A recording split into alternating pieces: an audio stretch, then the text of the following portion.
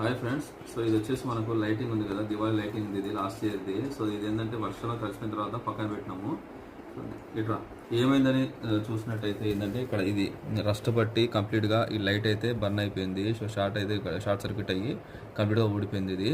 So ఏం లేదు, ఇది వచ్చేసి మనకు ఫేస్ వైర్, ఇది వచ్చేసి న్యూట్రల్ వెళ్తూ ఉంటుంది.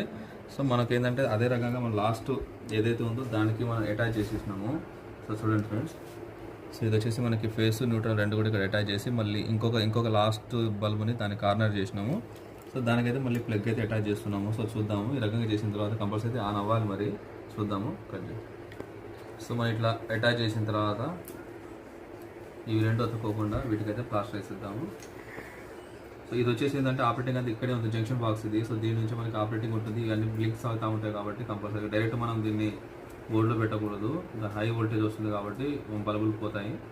దానికోసం ఏం చేస్తామంటే కంపల్సరీగా మనము ఇదైతే మెయిన్ ఇంపార్టెంట్. మనకు ఇది ఉన్నట్లయితేనే అవి మనకు బ్లింక్ అవుతూ మనకు కావాల్సిన మోడ్లో ఆన్ అవుతూ ఉంటాయి. సో చూద్దాం.